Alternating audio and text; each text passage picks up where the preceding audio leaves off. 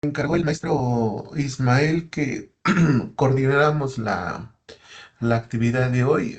Soy el maestro, bueno, me presento, soy el maestro Alfredo, compañero de la Academia de Ecología de aquí del plantel Isidro Fabel Alfaro. Y bueno, les comentaba a mis alumnos que el día de hoy vamos a tener una conferencia virtual en donde, bueno, el doctor Francisco Marcos Martínez, pues nos va a compartir un poco de lo que es este tema tan delicado de la deforestación. Y bueno, pues un caso que pasó en uno de los municipios de Michoacán. Y pues bueno, sin más preámbulo, pues le cedo la palabra. Doctor, adelante. Bien, el título, muchas gracias. Agradezco también la invitación a ti, maestro, por su atención y me llama mucho la atención este tema que yo titulé Ecocidio y Resiliencia Comunitaria, el caso de Cherán, Michoacán. Es un tema que a mí lo vengo siguiendo desde hace ya varios años, justamente porque se da en un momento en donde México está viviendo justamente el combate al narcotráfico, la guerra declarada al narcotráfico o al crimen organizado por el presidente Felipe Calderón Hinojosa en aquellos años en la recta final de su sexenio. Pero también en el estado de Michoacán, por la región de La Ruana, se está viviendo el levantamiento de los autodefensas encabezado por Manuel Mireles Valverde y por Hipólito Mora. Entonces, este levantamiento que se da y que viene justamente a enfrentarse a la familia michoacana y más tardíamente a los caballeros templarios, pues prácticamente es algo que se vive en la región y en el estado de Michoacán y que justamente los pueblos originarios purépechas no quedaron exentos. Entonces es una problemática regional, estatal y además a nivel nacional por lo que se vive con el gobierno de Felipe Calderón. Entonces, esta situación llama mucho la atención el caso de Cherán. ¿Por qué? Porque es uno de los municipios de los últimos tiempos que pues prácticamente vive una autonomía, es decir, tiene su propio autogobierno, ha generado una economía interna, una economía comunitaria y bueno, pues algo inédito en México, pero que ha tenido no sus réplicas ni copias, sino que en otras regiones como en Chiapas, como en Oaxaca, invitaciones en instituciones académicas en donde van y platican su experiencia de cómo ellos tuvieron la capacidad de reinventarse desde la comunidad por una crisis social que se vive en los últimos años y que no hemos logrado mitigar y creo que vale la pena reflexionar y reconocer, bueno, conocer un poquito sobre la vida de Cherán. A mí me llama mucho la atención porque Cherán, bueno, pasamos a la siguiente lámina, por favor. La siguiente podemos ubicar justamente el estado, bueno, donde se ubica Michoacán en nuestra República Mexicana, pero también ubicar la meseta purépecha en donde se ubica Cherán, justamente con los municipios de Chichota, de Zacapú, de Paracho y de Nahuatzen. Eh, es bastante interesante su ubicación porque pues, estamos hablando una región del estado de Michoacán. Pasamos a la siguiente lámina, por ejemplo, ahí vamos a ubicar este concepto de ecocidio. El ecocidio no es otra cosa más que un daño causado al medio ambiente, al ecosistema, desde las acciones humanas y estos daños se manifiestan en deforestación, en contaminación, en explotación intensiva de los recursos y justamente es un término, justamente eco, que se refiere al ecosistema, y cidio, que se refiere a la muerte, a la eliminación o a matar. Este concepto justamente yo lo retomo porque pues, tiene que ver con este tema que estamos abordando. El siguiente concepto es el concepto de resiliencia.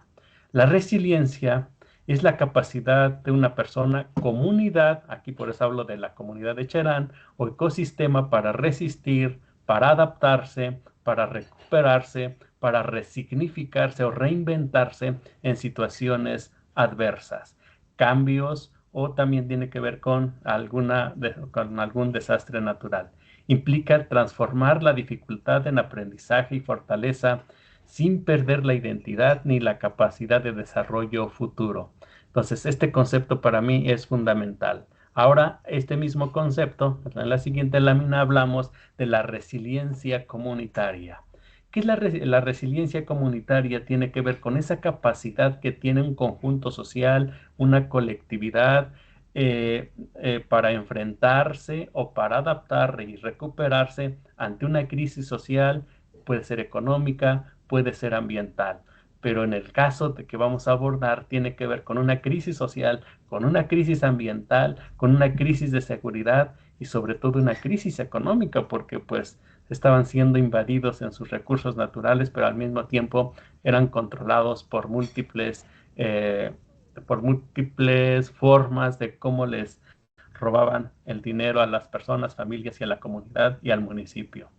Entonces, ¿cómo se basa esta resiliencia comunitaria? Recupera la solidaridad, un sistema de organización, los conocimientos y saberes locales, la cooperación y de esta manera permite reconstruir el tejido social. En otras palabras, permite otra vez que las familias se vuelvan a unir, convivir, socializar justamente ante toda adversidad.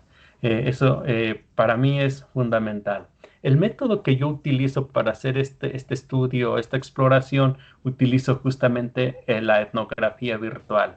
Desde una nueva modalidad para hacer investigación en el campo de la antropología, a ver a través de la exploración de los medios digitales, hacer uso de la tecnología, de los trabajos, tanto textos escritos como documentos, como videos o audios que a nosotros nos proporcionan información y que vamos transformando del dato digital al dato etnográfico y a nuestra reflexión como profesores. Siguiente, por favor. Efectivamente, algunos académicos marcan un tiempo bastante interesante de 1985 al 2011, en donde el municipio de Cherán está viviendo una de las peores, o empieza a vivir en sus orígenes y después empieza a complejizar una de las crisis más intensas. En Michoacán se crea justamente un grupo del crimen organizado conocido como la familia michoacana. Este grupo, pues sin duda, forma parte del crimen organizado y que más tardíamente se convierte en caballeros templarios y que empiezan a azotar prácticamente todo el estado de Michoacán. Eh, entonces, esto viene a tener grandes repercusiones en la vida social, económica y sobre todo la vida ambiental o con los recursos, con lo que se articula con los recursos naturales en la región y en distintas partes del país. En el Estado de México, en estos tiempos, no estamos exentos todavía esta práctica de explotar, perdón, de explotar los recursos naturales, todavía sigue siendo sigue estando presente. ¿Qué hace Cherán? Cherán tiene un gobierno municipal, tiene un sistema de partidos, hay cobro de pisos, se están explotando sus bosques. Justamente aquí hay un dato bastante dramático. Se habla en los medios que yo revisé, pero hay una variación, por eso hay que tomarlo con pinzas, de 27,000 hectáreas de bosque y se les han devastado 20,000 para el 2011, antes de que inicie el movimiento. Estamos viviendo justamente una etapa de crisis siguiente. Si en la siguiente lámina hablamos justamente de esa etapa de crisis que se vive en el lugar. Están viviendo secuestros, violaciones ante sus mujeres jóvenes, sobre todo, extorsiones a las familias, a los empresarios municipales, asesinatos, desaparecidos. Entonces está enfrentando una de las crisis sociales, familiares, ambientales más intensas de la región. Y no hay una salida alternativa. El audio. Más sacarlo. ¿Me No lo escucha? metas, no lo metas. No lo metas, no lo metas. Bueno, sí.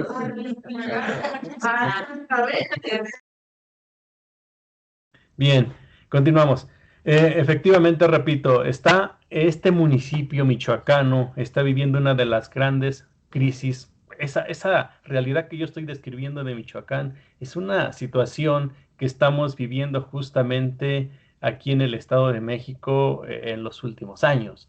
Entonces, el antecedente del Estado de Michoacán y sobre todo en particular Cherán, pues es algo que no es ajeno a muchos municipios de nuestro país. Entonces vivimos una de las situaciones más, más críticas y en el caso de Cherán viven la situación, pero aquel 15, en la siguiente lámina, por ejemplo, yo remarco mucho la fecha del 15 de abril del 2011.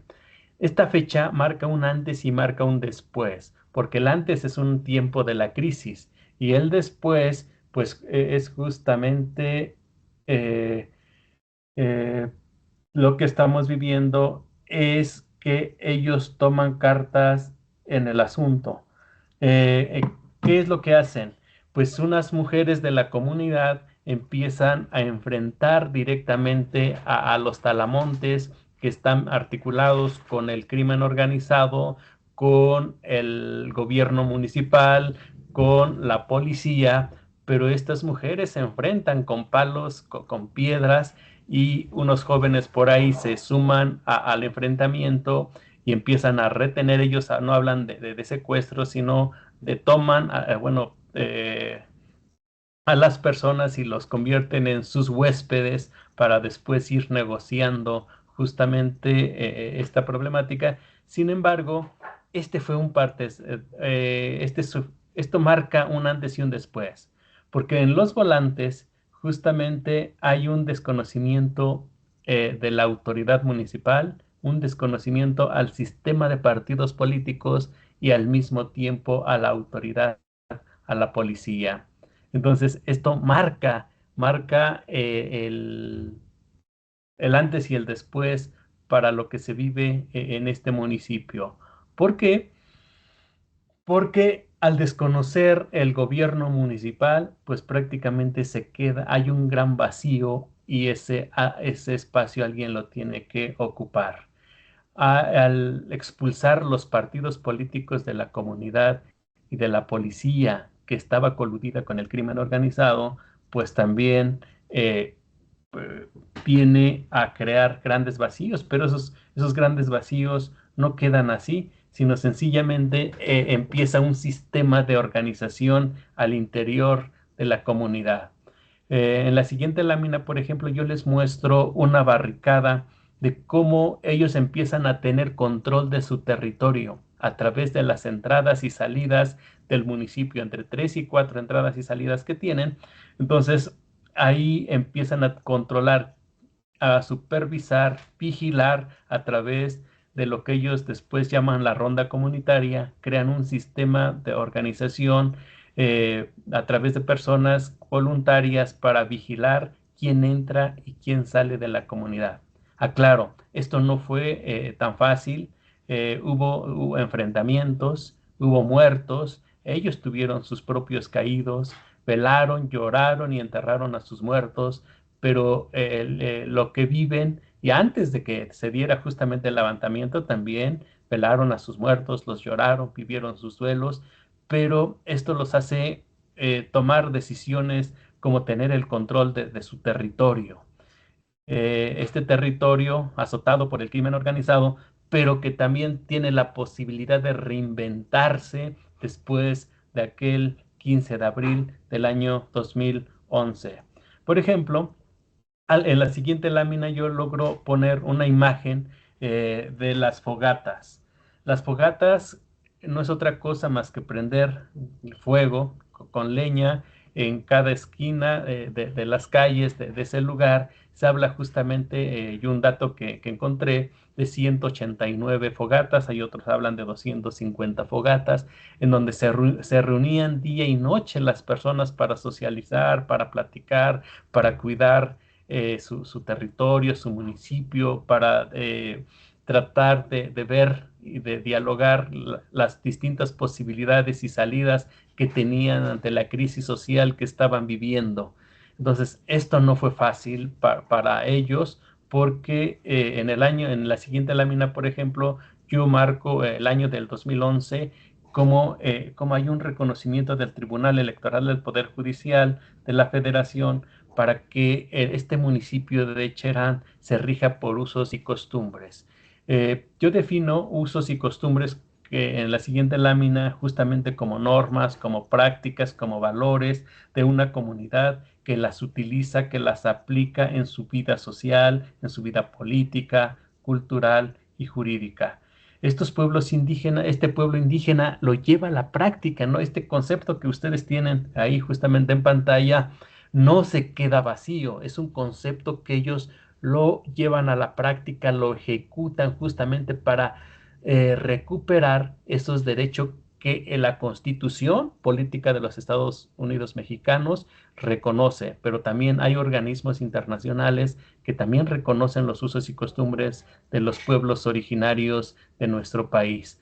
Eso es una ventaja jurídica que ellos tienen y que justamente lo llevan a la práctica para que en el año del 2014, en la siguiente lámina, por ejemplo, yo hablo que la Suprema Corte de Justicia de la Nación ratifica ese reconocimiento y los incluye justamente como un pueblo que se rige por un sistema de usos y costumbres. Algunas leyes lo van a encontrar como un sistema jurídico alternativo, como ordenamientos internos o leyes internas que tienen algunos pueblos, pero ellos de alguna manera lo empiezan a vivir, a ejecutar, a dar una gran batalla, porque la batalla se empieza a librar desde las instituciones comunitarias que ellos tenían, después avanzan al Instituto Nacional Electoral, al INE,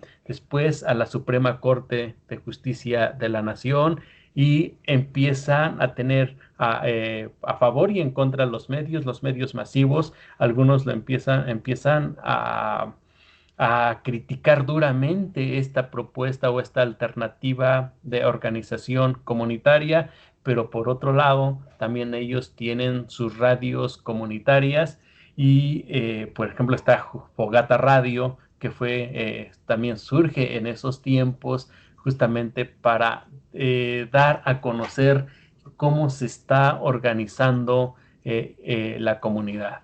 Entonces, ante esta crisis social, el bosque pues prácticamente era controlado por el crimen organizado.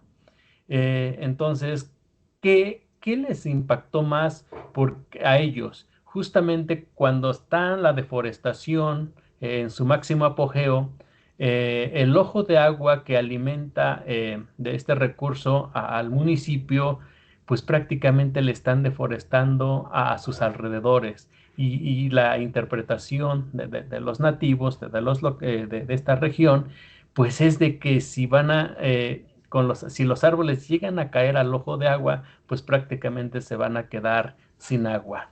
Y la deforestación también es algo que a ellos les preocupaba mucho porque a ellos les tocaba ver día con día cómo saqueaban sus recursos naturales, cómo bajaban los carros cargados de trozos y que pues prácticamente nadie los podía detener.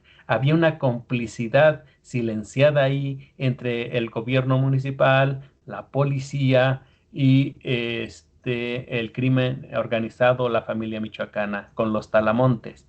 Eso es un parte, bueno, eso también, en mi opinión, es algo que viene a marcar una acción decisiva, colectiva, comunitaria, para justamente después levantarse en armas, levantarse y confrontar, enfrentar al adversario, que no es un enemigo fácil, que tiene recursos económicos, que tiene medios de comunicación, que tiene la autoridad a su favor, que tiene la policía quien los cuida, que tienen armas de alto poder. Entonces, pues no era un enemigo fácil. ¿Cuál era la ventaja que tenía la comunidad? Que había despertado, que 20,000, de 15 a 20,000 personas que viven en el municipio estaban activos. Claro que había miedo, había mucho miedo por ellos, pero también había decisión, que tenían que hacer algo, y esa decisión tuvo, fue bastante interesante, porque esa decisión fue lo que ellos les permitió justamente transformar una crisis a obtener conquistas que han beneficiado mucho a este municipio. Entonces, dejan, por eso ahí aplica este concepto que yo llamo la resiliencia comunitaria. En otras palabras, lo que popularmente se dice, lo que no te mata, te hace más fuerte. Y la comunidad de Cherán, este grupo originario purépecha, en realidad se hace más fuerte. Logra enfrentar, lo decía hace un momento, entierra a sus muertos, los llora, los vive, pero al mismo tiempo, los que se quedan pues toman la decisión de ser un autogobierno, bueno, pues eso les da crea un perfil muy particular y único en la región, que no se puede repetir en ningún otro lugar, porque la decisión, las asambleas, las fogatas son fundamentales para que ellos logren obtener estas conquistas que ustedes pueden ver. Crean un vivero, un aserradero, hay una ronda comunitaria, está la casa comunal, tienen un captador de agua, han creado adocretos, garantizan su propia seguridad, y eso es bastante interesante, porque es capaz de reinventarse desde la crisis y desde el interior a través de la organización, acuerdos, y crean un sistema alternativo de gobierno. Ya no hay partidos políticos, no tienen un presidente municipal, pero tienen un consejo mayor, que ahorita más adelante se los voy a explicar en qué consiste. El aserradero, perdón, el vivero. El vivero les permite a ellos, crean su vivero, pero al mismo tiempo este vivero les permite mitigar los daños que había ocasionado el crimen organizado. Es decir, atienden la problemática de deforestación generado por la familia michoacana, y empiezan con este vivero a sembrar árboles. Alrededor de 6 años, a ellos les permite justamente sembrar los árboles que el crimen organizado se había llevado. En estos tiempos podemos hablar ya de que sus bosques se han recuperado, porque ellos hicieron conciencia, y crearon justamente el mecanismo crearon este vivero para atender la problemática que sus bosques que estaban viviendo. Entonces, este vivero es clave justamente para volver a sembrar árboles, cuidarlos, y a través de este sistema de sembradíos, pues ellos les permite justamente seguir teniendo sus bosques ahora cuidados por la comunidad y por la ronda comunitaria. Recuperan en la siguiente imagen, justamente podemos ver un aserradero. Ellos tenían un aserradero, pero fue cooptado por el crimen organizado. Recuperan este aserradero en donde ellos como empresa comunitaria empiezan a trabajar la madera muerta. No es que estén deforestando, bueno, al menos los comentarios y los textos que han descrito esta empresa comunitaria es de que ellos hacen uso de la madera que prácticamente se va secando y de madera muerta, también así se le conoce, entonces lo empiezan a trabajar y empiezan a vender este recurso, pero no es un recurso de un particular, son ingresos que se reparten de manera comunitaria.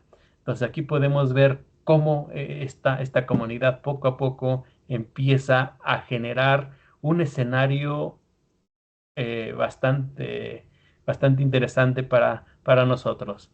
En la siguiente hablo justamente de la ronda comunitaria. La ronda comunitaria para nosotros sería como la policía.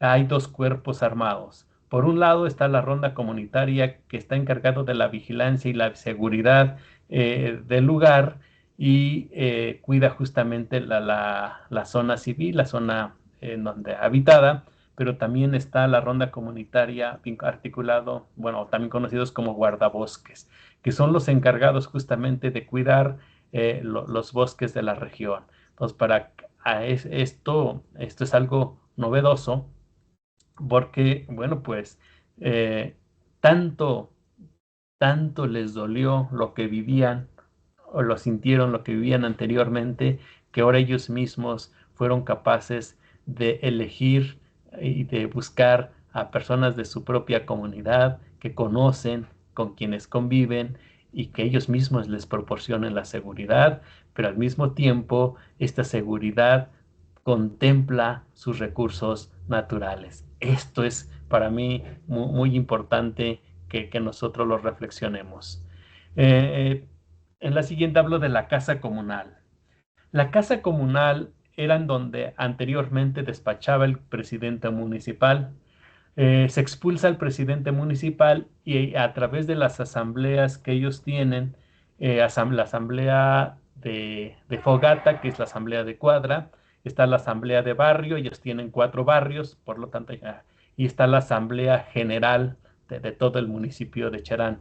Entonces, a través de ellos se hacen propuestas para generar el Consejo Mayor, que son 12 personas que tienen el poder de entre ellos dialogar y tomar decisiones por un periodo de 3 años también. Se eligen aquí, bueno, yo lo menciono por usos y costumbres, que se materializa justamente por las asambleas. Ellos buscan 3 aspectos fundamentales. 1, la seguridad. 2, la justicia. Y 3, la reconstitución de los bosques. Entonces, ahí hay 3 aspectos fundamentales que atiende justamente el Consejo Mayor, que algunos también llaman autogobierno de Cherán, que ya no existe los partidos políticos, aquí prácticamente están extintos, ya no existe la imagen del presidente municipal, sino podemos ver en la imagen, es bastante ilustrativa, que nativos eh, de la misma comunidad, elegidas por sus asambleas y propuestas justamente para formar parte del Consejo Mayor y que este Consejo Mayor va tomando decisiones, va organizando el pueblo y de alguna manera van avanzando en un sistema político inédito, porque pues prácticamente surge de la crisis social y que se articula mucho con sus cosmovisiones, su forma de ser, pensar, ver, de ser un pueblo indígena purépecha de esta región del país y recuperan, yo aquí no registré sus palabras en su lengua nativa, que tiene que ver justamente con su sistema de organización. En la siguiente lámina yo hablo, por ejemplo, de las asambleas. Las asambleas son fundamentales para el ejercicio de gobierno y para su propia elección del Consejo Mayor. Son ellos quienes van proponiendo a los candidatos justamente por su perfil personal y su trabajo comunitario en el lugar. Eso es muy importante porque es el pueblo quien los propone y son ellos también quienes deciden si aceptan el cargo o no, y también justifican por qué aceptan o por qué no pueden aceptar el cargo. Entonces yo hace un rato señalaba justamente las tres asambleas que existen en el lugar. Eh, Siguiente, una de las conquistas, por ejemplo, que a mí me llama mucho la atención es que ellos van creando, crean un captador de agua.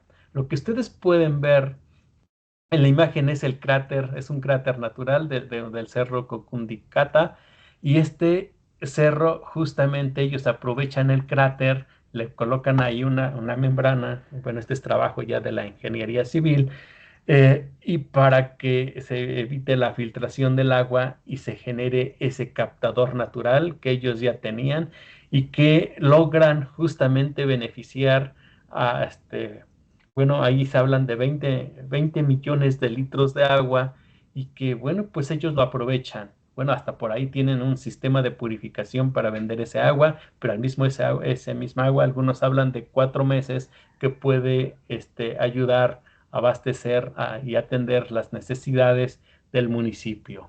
Esto es muy importante porque, bueno, pues hacen uso de algo que estaba ahí, que forma parte de su territorio, de su contexto eh, cultural, pero que aprovechan bastante bien justamente para almacenar este recurso. A mí se me hizo justamente ahora que hablamos para el tema que ustedes están abordando en una semana de la ecología, esto es fundamental.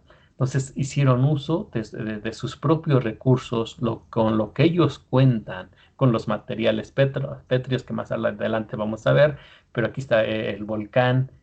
Bueno, es un ejemplo de cómo se hace uso de los recursos y de ese recurso que pues prácticamente en muchas de las grandes ciudades se están viviendo la escasez de agua, y creo que este modelo, esta propuesta se puede convertir en una alternativa. Claro que se tiene que reinventar de acuerdo al lugar, pero es fundamental lo que ellos nos están enseñando con este ejemplo.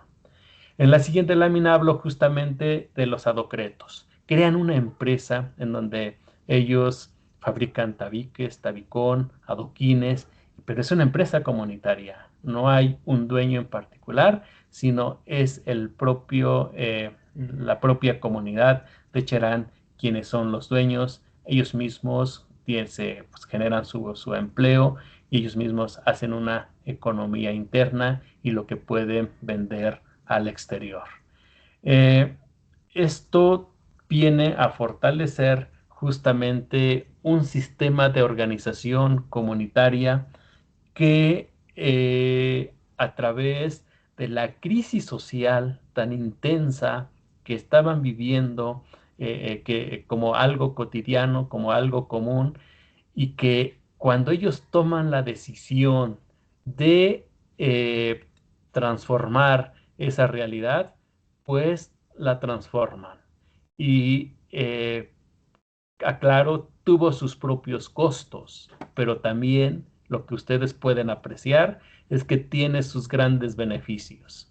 Los beneficios y las conquistas que tiene este municipio michoacano, en mi opinión, es fundamental para la reconstitución del tejido social que estaba tan erosionado, y como en muchas regiones en México, el crimen organizado ha azotado a las familias, a las personas, a los empresarios, y aquí, bueno, ustedes pueden apreciar cómo cuando una comunidad se organiza es capaz de salir de la crisis y reinventarse, de organizarse y de garantizar no solo la comida, sino también la seguridad, cuidar de sus recursos. Y bueno, Cherán es uno de los ejemplos que podemos visibilizar, y que también seguramente que tiene ahí algunas de sus contradicciones,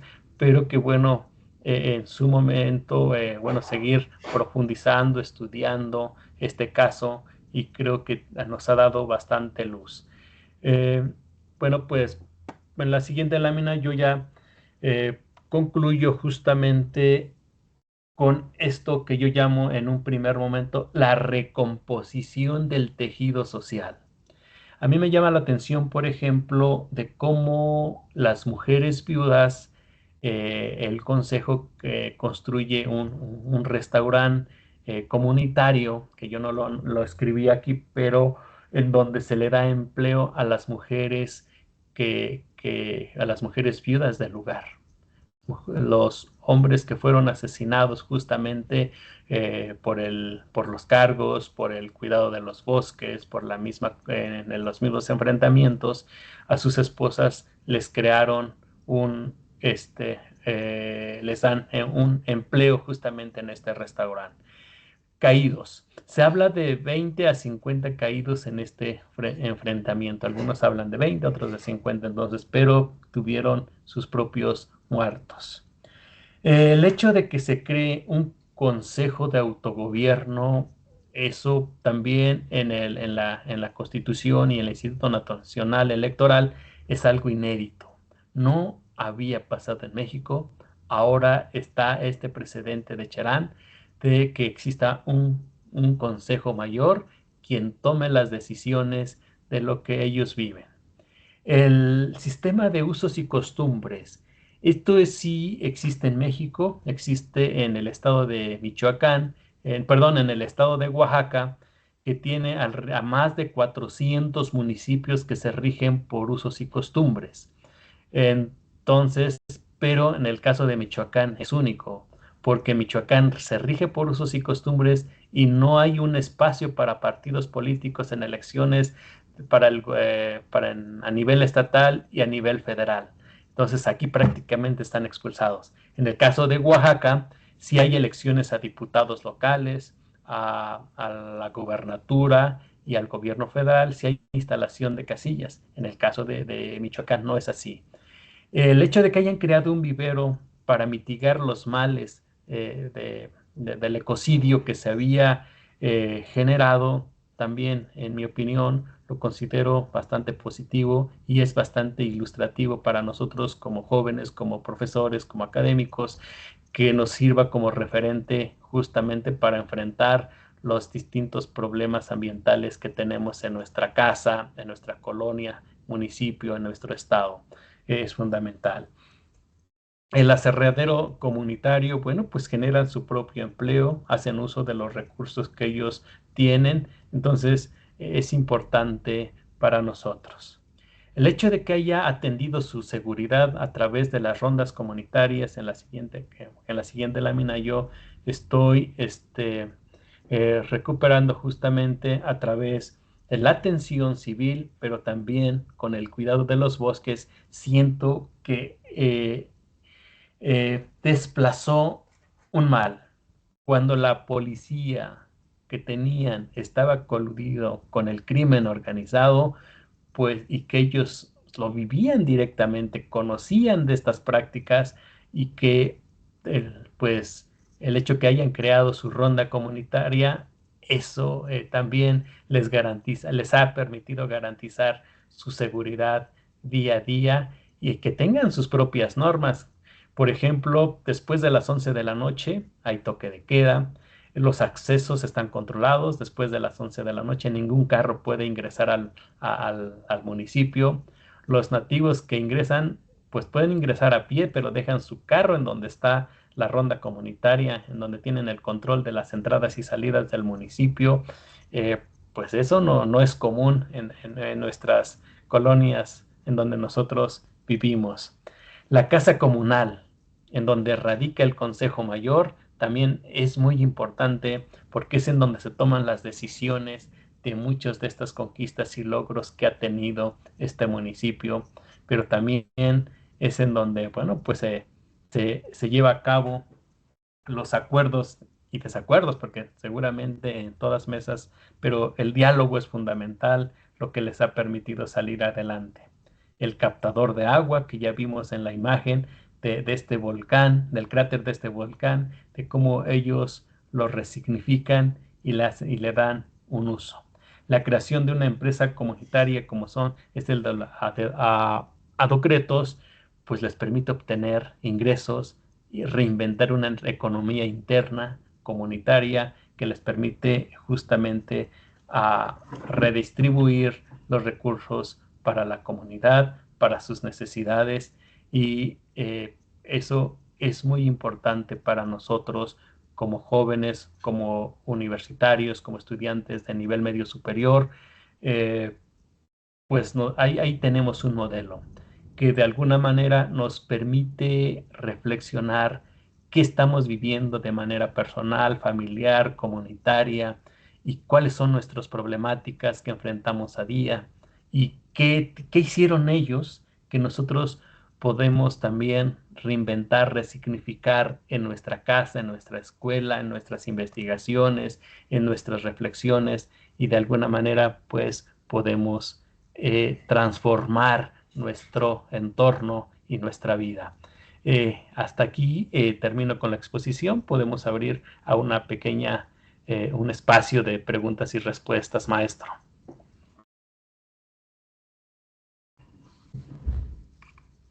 Claro que sí. Maestro Ismael, ¿nos puede abrir su micrófono? Gracias. Saludos, Francisco, buenos días. Buenos Estamos días, aquí, maestro. estamos aquí en la sala de cómputo. Tuvimos un poquito de problemas en la mañana al acceso. Este, Llegamos donde hablaba sobre la crisis, sobre los partidos políticos, por ahí de la plantilla número 9.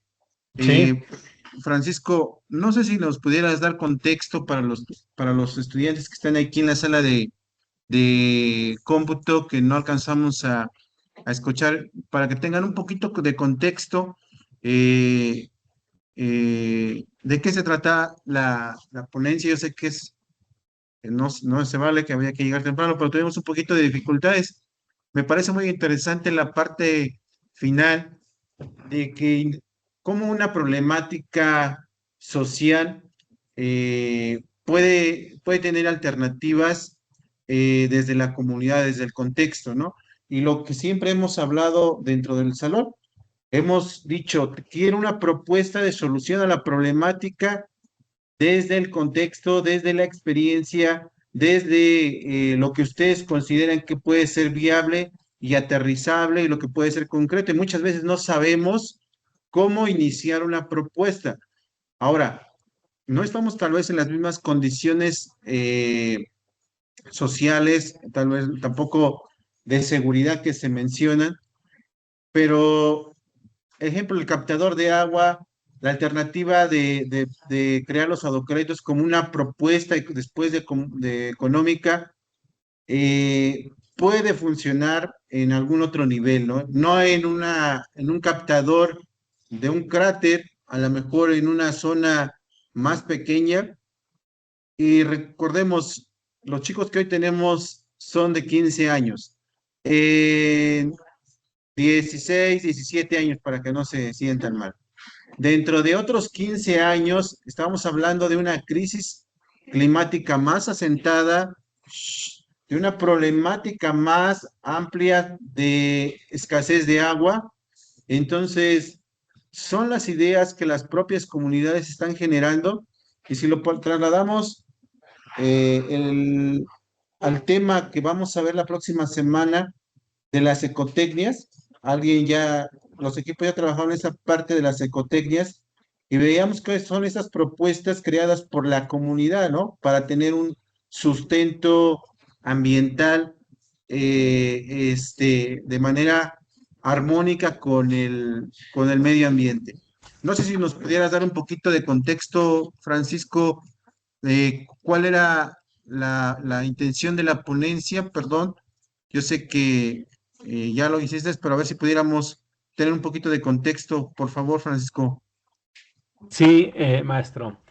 Mira, Lo que se vive en el municipio de Cherán en el año del 2011, que marca un antes y un después, el antes es que el crimen organizado, particularmente la familia michoacana, ha azotado la región del estado de Michoacán.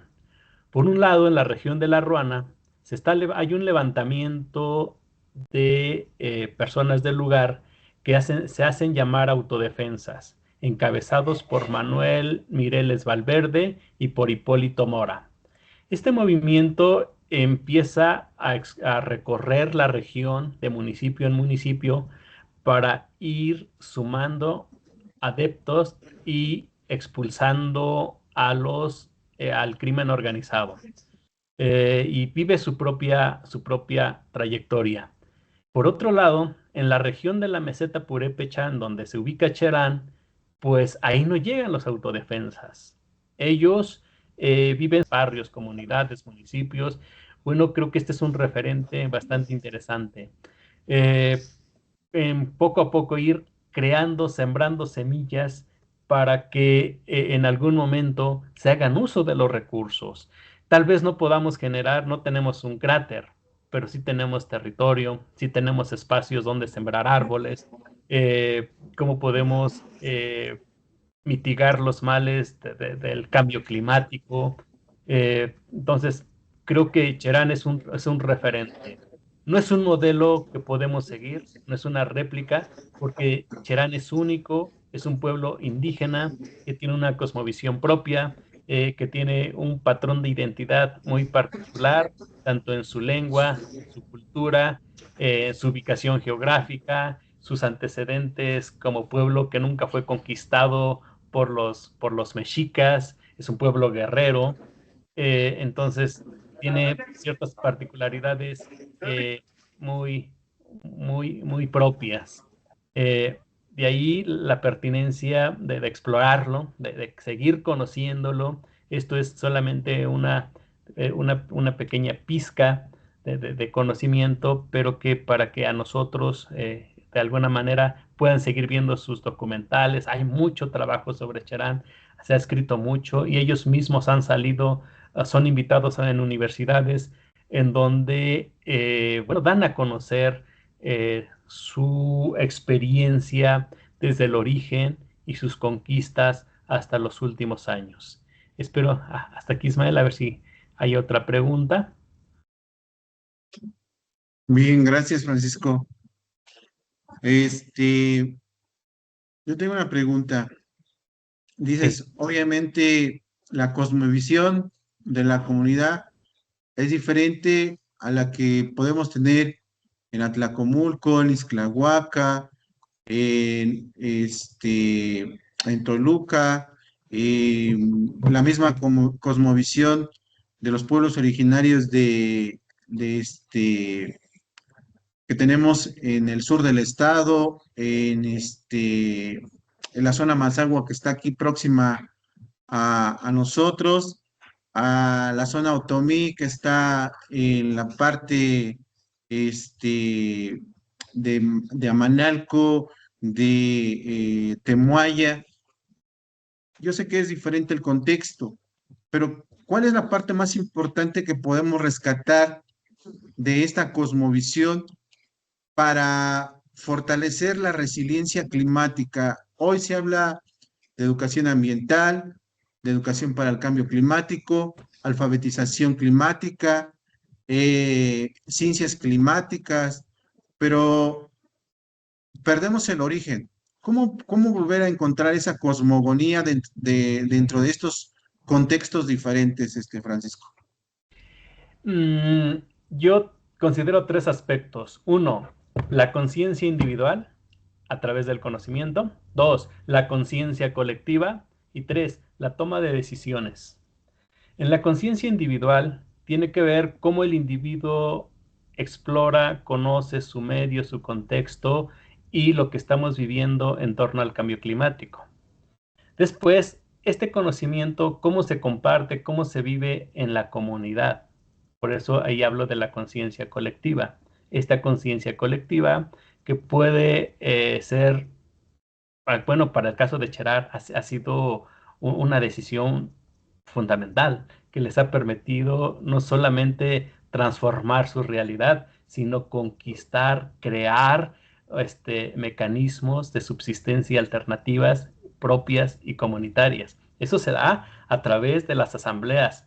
Entonces ahí hablamos, está claro ejemplo de la ejecución de la conciencia colectiva, pero no es una conciencia colectiva que se crea en las ideas, es una conciencia colectiva que materializa lo que ellos acuerdan. Y lo que podemos ver, adocretos, crear este captador de agua, crear un vivero, todas estas conquistas, pues se dan por decisiones, por reflexiones de grupo, y eso es fundamental. Y entonces ahí está la toma de decisión. Está la toma de decisión para ejecutar. Entonces aquí podemos ver que hay una ejecución. Y creo que lo que tú comentas de lo que se vive en torno al cambio climático, es importante que reflexionemos en el aula, pero también, aunque sea una mínima acción, tenemos que ejecutar. Entonces, ahí es una tarea de todos, me incluyo, de si vamos a reforestar, no es solamente ir a plantar el árbol, sino cuidar que ese árbol, cuidarlo en la temporada de sequías. Si vamos a juntar basura, bueno, pues también hacer conciencia con nuestras vecinas, vecinos, para que ellos y la gente pueda recoger basura. Yo hace algunos días me llamó mucho la atención, caminaba por la colonia Morelos aquí en Toluca y como yo empecé a ver que las calles estaban más limpias, pero otro día me tocó ver cómo las personas de la misma colonia en donde ven una basura lo juntan. Esto es importante. ¿Por qué? Porque dije, no cualquier persona va a decidir juntar basura, sino veo que las calles están más limpias es porque la colectividad, el conjunto social, se ha puesto de acuerdo para que en su colonia se mantengan limpias y ven basura, la tengan que recolectar. Parece que es una decisión, es un acto mínimo, pero tiene su impacto en que tiene una colonia más limpia. Y así estos ejemplos los podemos reinventar en el lugar en donde vivimos, en nuestra casa, en nuestra familia y en nuestra comunidad. Sobre todo aquí lo estamos viendo a un nivel comunidad, en el caso de Cherán, que fue capaz de ese ecocidio, de esa crisis social, de reinventarse y que en términos abstractos aplicaría lo que yo he llamado la resiliencia comunitaria y otros investigadores también que así lo identifican. Adelante. Gracias, Francisco. Bien, yo quisiera que alguien de ustedes compartiera una reflexión o que tuviéramos una pregunta sobre cómo podemos vincular esta propuesta con el jardín polinizador que tuvimos hace un semestre y que hoy llevamos otro proyecto escolar que se llama Huerto Escolar y cómo podríamos vincular el tema? Tal vez un poquito de contexto ya nos dio Francisco. Francisco es antropólogo, pero ha hablado desde esa perspectiva del medio ambiente. ¿Cómo podemos recabar ese trabajo etnográfico para poder visibilizar la problemática y también cómo nos organizamos? Porque no todo es la problemática. Siempre le echamos la culpa al gobierno que está mal. Siempre el gobierno tiene una propuesta negativa para beneficiar solo a un grupo. Pero yo me pregunto, ¿cuáles son las acciones que nosotros estamos realizando? Entonces, me gustaría que preguntaran qué o cómo, o qué quiere, o cómo nos puede ayudar Francisco a algo. A ver, quiero escucharlos. ¿Cuál es esa propuesta?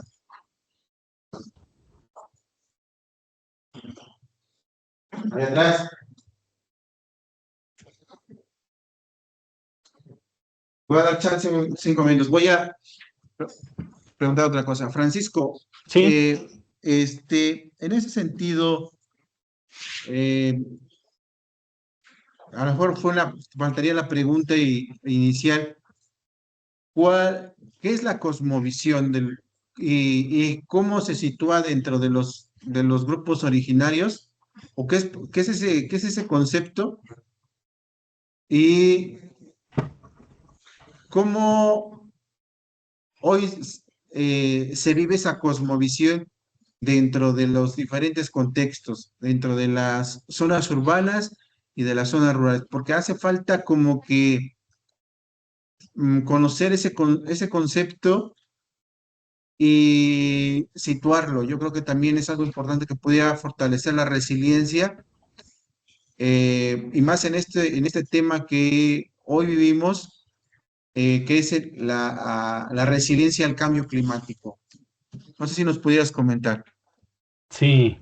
Mira, la cosmovisión para los pueblos y comunidades indígenas no es otra cosa más que es la manera en cómo ellos ven, cómo ellos interpretan, cómo ellos viven su realidad, su espacio, su contexto, sus sueños, su toma de decisiones en el día, lo que viven, lo que sueñan en la noche y cómo les va definiendo día a día su experiencia cotidiana. Eso es la cosmovisión. Entonces, para el pueblo purépecha, es muy interesante, bueno, yo no lo retomo aquí por el tema, pero ellos tienen su propio Dios, el cual se vincula con lo sagrado y lo profano. Lo profano es la vida cotidiana y lo sagrado es ese vínculo espiritual que a ellos les permite justamente tomar decisiones como un pueblo distinto, particular, que se vincula a una deidad. No tengo en la mente presente el nombre de su dios, pero sí hay un documental por ahí en donde ellos lo representan. Otra situación que ellos enmarcan mucho es crearon su propia bandera, la bandera purépecha. Es un símbolo de identidad con el cual la comunidad se articula. Algo que ellos reinventaron justamente es el valor del fuego. Para los pueblos indígenas, los cuatro elementos, el agua, tierra, fuego y aire, son fundamentales. Entonces, uno de los elementos que ellos ocupan justamente en esta reivindicación comunitaria es la fogata, el fuego, que justamente en donde ellos viven, dialogan, se ponen de acuerdo, toman decisiones en las acciones que van a vivir, que van a crear y que van a disfrutar, porque ahora están gozando de lo que, de las conquistas que logran. Entonces, esta cosmovisión purépecha tiene que ver con la comida, con la forma de vestir, de ser, de actuar, de pensar, de convivir, de socializar. Si ustedes pueden ver en muchas de las imágenes, está el sombrero, está el gabán. En otros de los videos van a ver sus economías internas, el bordado, la hechura de ropa artesanal, sus gabanes. Entonces nos damos cuenta que tiene que ver con una forma de vida, con una economía quizá de subsistencia, que no responde a las economías capitalistas. Es un modelo alternativo, pero ¿en dónde se recrea esa alternativa? ¿De dónde tiene su origen? Justamente de esa visión particular del pueblo purépecha, algo que no está muy presente en nuestra cultura, en nuestra mente, en sociedades que tenemos patrones culturales más occidentales. Sin embargo, sí hay que ver cómo un pueblo purépecha es capaz de resignificar eso y transformar su realidad, pero también qué podemos hacer nosotros que vivimos en una cultura más ampliada, más digital, más urbanizada, en algunos en zonas rurales, semiurbanas, con distintos aspectos y contextos? ¿Qué podemos recuperar de o qué podemos reinventar en nuestro espacio y en nuestro contexto? También porque no todos nuestros estudiantes eh, son de zonas urbanas, sino muchos de ellos provienen de comunidades indígenas, de zonas semiurbanas, pero es importante que ellos que pueden resignificar, reinventar en su espacio, en su contexto, en donde viven. Y la cosmovisión de los pueblos indígenas ha sido muy importante en la forma de vida que ellos tienen. No es una forma de vida capitalista, no es y lo podemos ver por las distintas empresas que han creado en este lugar, pero sí es importante para nosotros aprender de ellos, reflexionar en torno a la toma de decisiones de lo que poco a poco ellos fueron viviendo, claro que con mucho dolor y con sus propios muertos, como yo lo he dicho, que aquellos muertos a los que lloraron, enterraron, sufrieron, pero que también han transformado ese dolor en esperanza para sus próximas generaciones. Bien. ¿Algún comentario, chicos?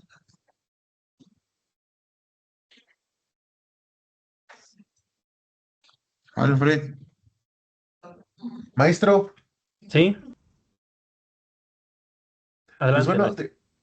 dentro de este contexto que manejan esta situación del ecocidio en nuestro estado vecino, yo les comentaba a los chicos que a veces la gente no lo hace porque quiere la necesidad, a veces el hecho de que papá, mamá tenga que llevar un plato de comida a la mesa, aparte de que pues los problemas del narcotráfico, de estos problemas sociales tan arraigados en esa zona de Michoacán, obligan a esta comunidad, a este municipio a defenderse. E incluso sacaron de ahí a todo partido político porque solamente lo veían como un trampolín. Entonces, son uno de los problemas locales que en el contexto inmediato se ven. Yo les encargué a mis alumnos que hicieran un reporte que les voy a firmar el jueves. Y bueno, apenas ¿cómo se llama? Les da un poquito de pena hablar. No sé si sus alumnos del maestro Ismael tengan alguna pregunta, pero bueno, eso sería cuanto, maestro. Muy bien, maestro. Toca un tema que, bueno, yo no lo había contemplado reflexionar, pero sí es importante lo que acaba de mencionar, la condición de las familias en las regiones de conflicto, en donde el narcotráfico ha concentrado su poder y Michoacán es una realidad. Y efectivamente, muchas familias por las necesidades que enfrentan día a día, algunos son prácticamente forzados a insertarse al crimen organizado. Otros porque la necesidad de la comida es tan sentida que pues no tienen otra alternativa. Y, y bueno, pues se han formado parte de estos grupos y pues estoy seguro que muchos de los talamontes o de la gente que formó parte de estas organizaciones y de acabar con o sí, dañar a los bosques, pues seguramente viven su propia realidad. Aquí hace falta justamente un trabajo antropológico sobre el lugar, sobre las historias de vida de las personas. También escuchar la otra voz que está del otro lado y que forma parte de estos grupos. Es algún trabajo muy delicado, difícil, complejo, pero seguramente nos daría la otra versión, la otra cara, la otra realidad y las otras tomas de decisiones de aquel lado, porque también son seres humanos, fueron algún día a la escuela, escucharon a sus profesores, tuvieron una fama, tienen sus propias familias, pero pues forman parte de un trabajo ilegal y que pues también daña a muchos seres humanos y daña mucho a los recursos naturales. Esta reflexión también nos permite visibilizar esa parte que no la habíamos contemplado, pero que con su participación nos viene a dar una luz para poder ver ese escenario y seguramente se puede convertir en un tema de investigación bastante interesante, escuchar la otra voz que a veces es estigmatizada, expulsada, dañada, aniquilada, pero que también es importante escucharla. Muchas gracias, maestro. Gracias, maestro Ismael. Pues vamos a concluir con esta actividad. Sí, Eh, Adelante, maestro. no digo que sí, está bien. Muchas gracias, Francisco. Gracias por el apoyo. Vamos igual cerrando.